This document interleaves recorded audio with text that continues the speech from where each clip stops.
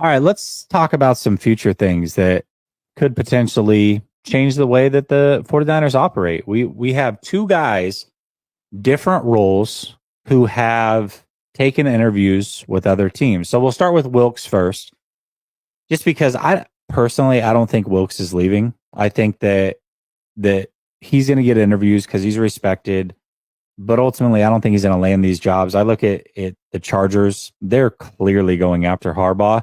If Harbaugh is available, they're taking Harbaugh. Now, if not, maybe they'll go Wilkes. So Wilkes is interviewing, going through the motions. I think he's going to be here one more year. Do you agree with that sentiment, or are you on a different thought process here? You think he's gone? No, yeah, I definitely think he's staying, man. Like, I think it's one of those situations where Kyle's gonna do the same thing with Steve Wilkes as he did with D'Amico Ryans and Robert Saleh. That he's gonna push them to go take these interviews. He's gonna have a lot of people around the league want to interview these guys. And not only that, Steve Wilkes has the reputation, but you gotta, as a defensive coordinator, head coach, you gotta pick the right job. Like, you can't just go to any job like an offensive guy and like, you know what, we're gonna break this down and rebuild it.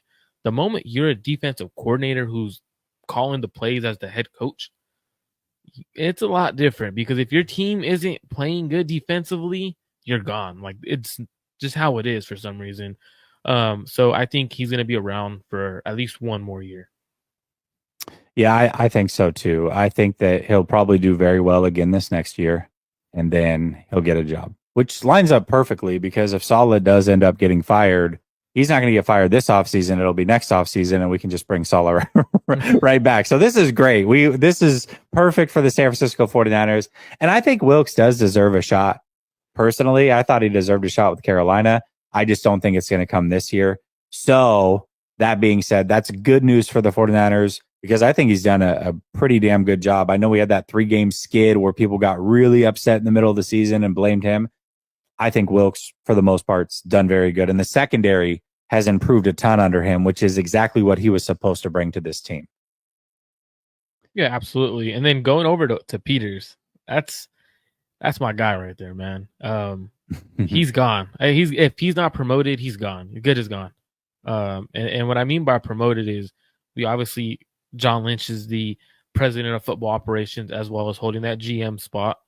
The assistant GM's Adam Peters. If Adam Peters isn't given the role of GM, but given the power, because you could be given the title of GM, but if you're not given the power and the ability to control the 90-man roster, and that's still under Lynch, you're a puppet. And at the end of the day, Adam Peters doesn't want to be a puppet. He wants to be the guy who has his fingerprints all over this team. If you look at it, he already does. A lot of guys, Fred Warner, George Kittle, some of the best players on the Niners were evaluated, and Adam Peters is the reason they're in our building right now. I think the best spot for Adam Peters is the Commanders. It's not just a GM spot; it's the actual president of football operations over there. So he's going to be the one in charge, and he's going to have his fingerprints all over that entire organization with the new owner. The number 2 overall pick. They could even trade up and try to get the number 1 overall pick. I think Adam Peters is in a great situation this year. I love how he took some interviews last year, declined the ones that he felt like, you know what, that's not a good spot for me to interview. He's in the driver's seat. I think he's as good as gone if he's not promoted. I don't know about you. Yeah, I tend to agree with that. I think that when you look at the 49ers, even if he's given the GM spot, you've got Lynch who has his fingerprints all over things still. This Lynch, we have to remember, had a chance to go do TV last offseason. Chose not to because he loved being a part of the team and in the trenches. Is he going to just let go of things that easily? I don't see that happening.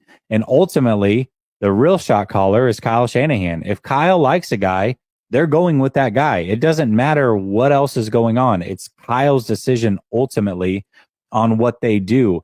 You've seen guys like Trent Williams was getting ready to walk out the building, go to the Chiefs. He picks up the phone, calls Kyle. Kyle's like, done. You're staying. So these are decisions that ultimately Kyle gets the last say on. If that is not a position that he wants to be in, then I do agree that he's gone. And it does sound like to me, at least from what I know about Adam Peters and have read about him and what have you, that he would prefer to be in a position where he has full control. And I think the Commanders, oddly enough, I thought the Chargers would be a great spot. The Commanders, oddly enough, are a really, really good spot for him because he's going to have time to rebuild the roster. They're not going to just get rid of him after a year or two. He's going to be given that time. And this is a franchise that is looking for stability after many years of not having it, going through new ownership. They're going to fully trust this process and give not only the GM, but the GM is going to give the head coach the time that they need to build this partnership. I foresee the Commanders going through a situation much like the 49ers, where it was like, hey, you come in, 7-year deal. You got your time. I'm staying out of your way. Take care of it. Do the football stuff. We trust you. And I think that job is going to be very, very similar. Absolutely. And I think, but the only thing is that's going to keep Adam Peters from going is he's from San Jose, man. He's from the area. He's grew up a Niner fan. At the end of the day, it has to be the right thing, the right situation. The price has to be right.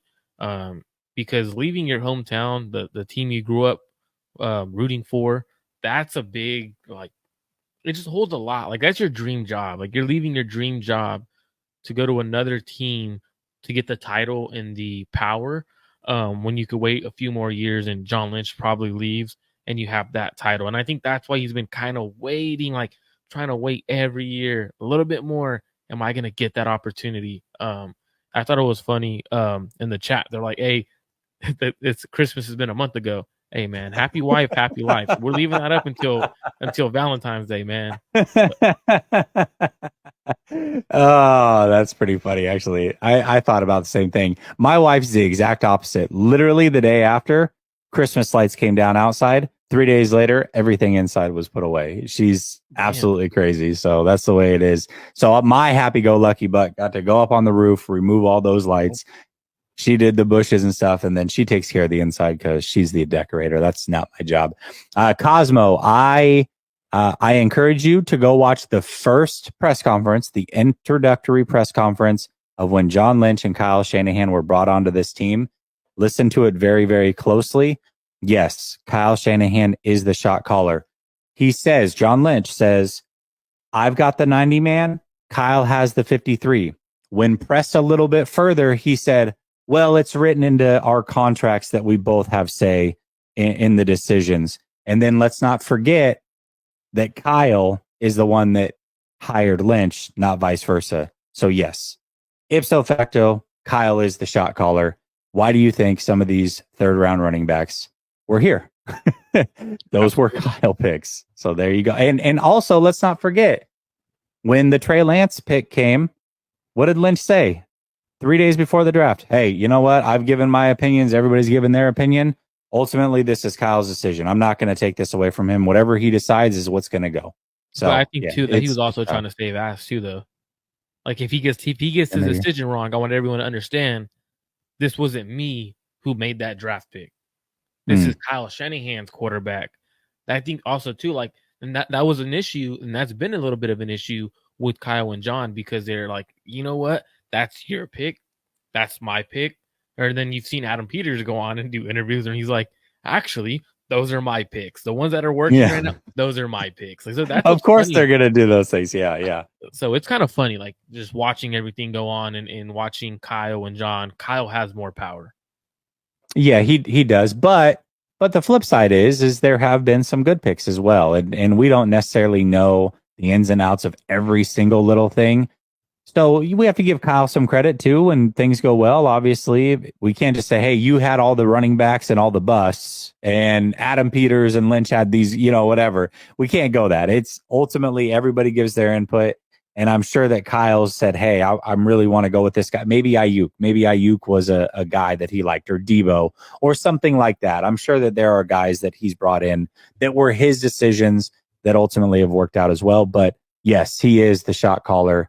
No doubt about that in my mind. Just watch that introductory press conference. I think it's very eye-opening.